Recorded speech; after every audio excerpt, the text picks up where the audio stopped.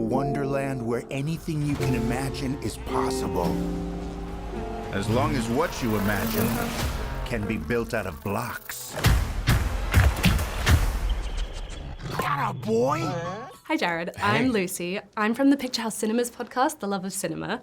But I thought I would introduce myself to you with my Minecraft credentials, so you know that I'm qualified to be here. Great. My Minecraft credentials are that when I was 12, I got banned from a Minecraft Capture the Flag server for hacking. But I wasn't hacking, I was just really good at Minecraft Capture the Flag. Dang. So I am very serious and qualified. That's a pretty gangster credential. And before I ask you film journalism questions, I would like to know your Minecraft credentials. So mine are that I built a really awesome fort with a hot lava moat around it. It was later destroyed by my son with TNT, and then rebuilt by my daughter, who turned it into a hotel and filled it full of wolves. So I feel like those are Hotel for Animals is a very recurring It's a big deal. My experience. 12-year-old, yeah, that's kind of her jam. It's so lovely. I feel like I could tell that you were someone who probably had kids who'd played the game. Yes. Watching this film. I'd love to hear a little bit about this project coming your way, and maybe to start off, what about the game really attracted you to the project? Yeah, I mean, I just love the game. I mean, when it first came out, my kids would play it all the time.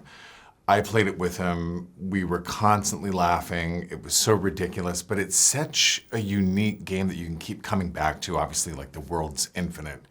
There's no story to the game, which is something really unique about it. And you bring your own story and your own imagination, your own narrative, your own lore when you play the game. And that's something that's really cool. So, I mean, aside from having such iconic characters and being able to, like, manipulate the environment and explore your brains out, like, all of that stuff is so cool. But you know, it's just kind of the perfect setting for an adventure epic. And to me, that's something that I'd always wanted to do. Welcome to the Overworld. Anything you can dream about here, you can make.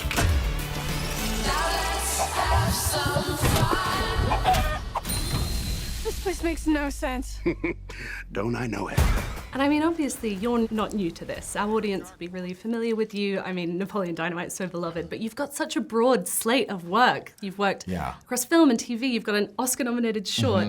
That said, the scale of this is massive, and I'm curious about how that feels taking on a project of this scale. Oh, it's super intimidating, totally intimidating. But I had such an amazing crew, such amazing department heads. You know, my production designer, Grant Major, did the Lord of the Rings films.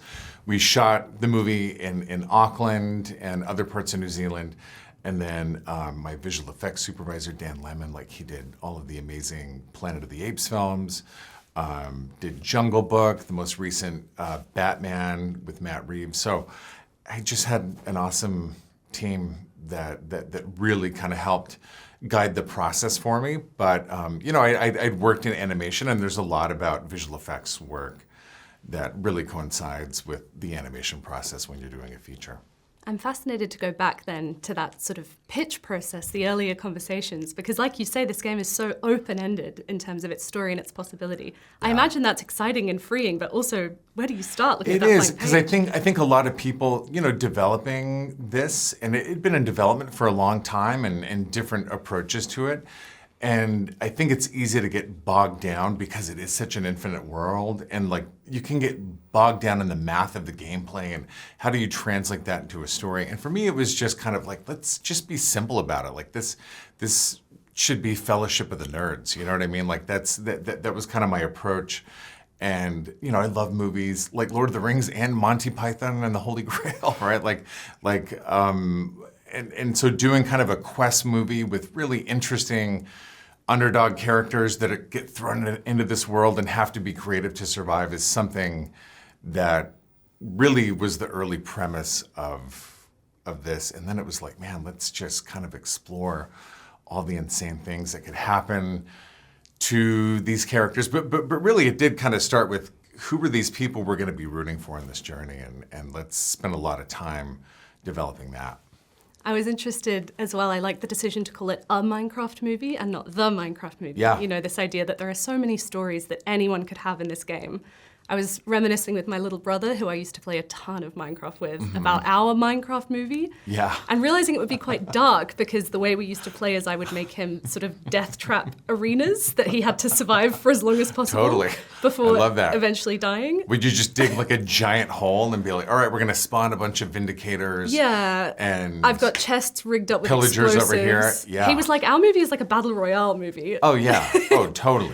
I'm fascinated, were there like lots of different directions, different pitches like that coming in? Was because all the time. So much imagination. Yeah, because I mean, the sky's the limit when you're working with such a unique, amazing world. And like you said, like no two people play the game the same way. It's like whatever kind of amazing, story or the way that you play the game with your brother is totally different than like other people would do. So everybody's got a personal relationship to the game, and we as filmmakers, everybody in every department, even our cast, it's like we all brought what we loved about the game to the film and tried to bring it in, to the big screen. So There are dark forces who want to destroy this world. If we want to stop them, we're going to need to create something amazing.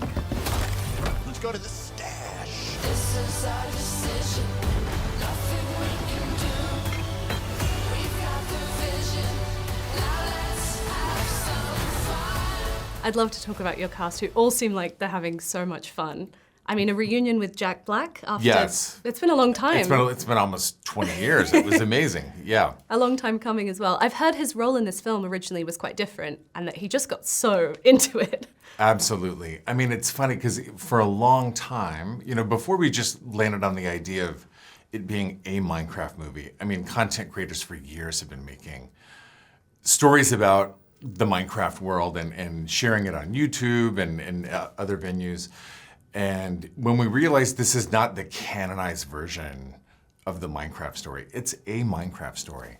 And so for me, it was like, man, if we can get Jack Black to play Steve, like this would be amazing. And luckily, like it worked out with his schedule, the stars aligned, and initially, we had a different idea for Jack, but once we kind of convinced everybody, like, hey, it's okay that we depict Steve, because this is just one version of Steve. Everyone is Steve. Yeah, everyone is Steve. This is not the version, it's a version. And then it was like, man, let's just have a good time, because Jack, I mean, he just embodies creativity, and he has such a childlike energy and playfulness about him that, I mean, it elevated the whole experience of the production.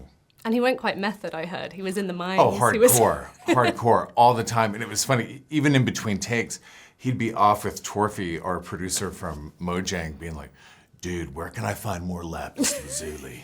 He was obsessed. It's wonderful. I was thrilled as well to see a reunion with Jennifer Coolidge.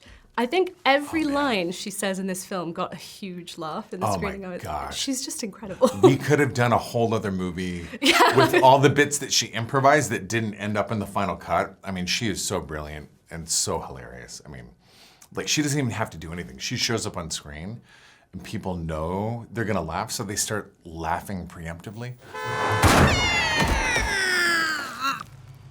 Oh no, not again.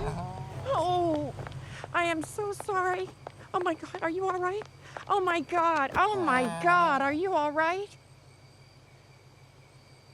Your head is huge. You're not gonna sue me, are you? Oh my. How about this? What if I just take you to dinner? Would you like to go to dinner? It's just wonderful. It's the Coolidge effect. And also, people who haven't seen the film should know to stay until the very end. Yes, they should. They should stay through the credits. There's a lot of fun stuff that pops up.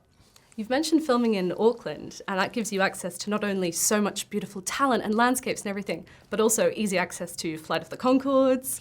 You've got my beloved Rachel House as Malgosha. I think she's just phenomenal. Oh my gosh. Tell me about all that Kiwi talent. Oh my gosh. It's like, dude, when you're in New Zealand, you gotta like dip into the bag of talent there. And I mean, look, I've been good friends with Jermaine and Brett for years, and so it was amazing to finally be on their home turf, be able to go to dinner with them all the time, and it was like, man, we gotta get Jermaine in this, we gotta get Brett in this.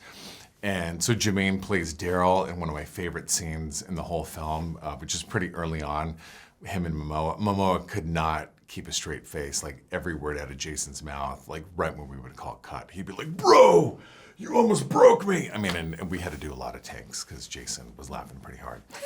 But yeah, Brett McKenzie, he's actually the nitwit in the suit in the scenes with Jennifer Coolidge. I did read So that. he's opposite, and because we knew that Jennifer would need an audience, and he was just trying not to laugh, and so Jennifer would just keep going and going and improvising, and it was pretty magical. But Brett also wrote 2 amazing songs for the film. In the sequence with Jennifer Coolidge when they're at dinner, he wrote that love song that's playing in the background, and he's singing the vocals on it. But then he also wrote this amazing song that the artist Benny sings during the fight at Midport Village. It also plays in the end credit crawl.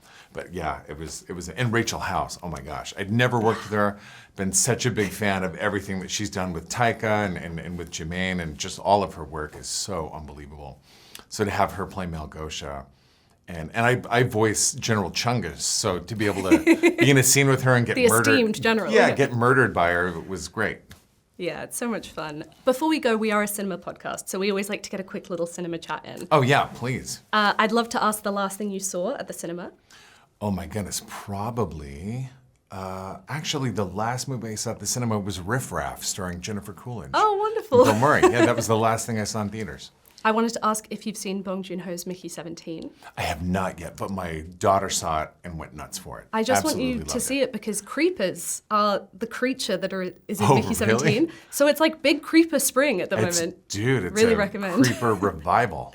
And finally, just to wrap up, why should audiences come and see Minecraft on the big screen? Oh man, you've got to come see it on the big screen. I mean, this is a movie that was designed to be seen on the big screen. I think just all the details that we've packed into this film, so many Easter eggs, so many amazing just textures, the way that I think our design team brought to life the Minecraft world. It was always intended to be seen, on the big screen. Even in IMAX, we've got the movie that you can see in IMAX and even in 3D, if that's your jam. So yeah, come enjoy it. Thank you so much for your time today. I'm Yeah. just going to make the villager noise to say goodbye. Her. I'm gonna throw it back. Yours is way better than mine. No way. Congratulations on Awesome, the film. thank you so Love the much. movie.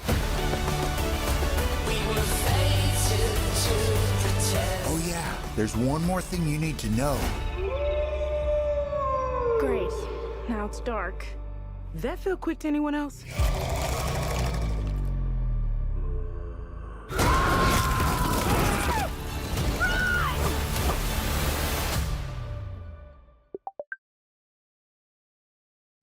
Thank you for watching Picture House Cinema's unique video content.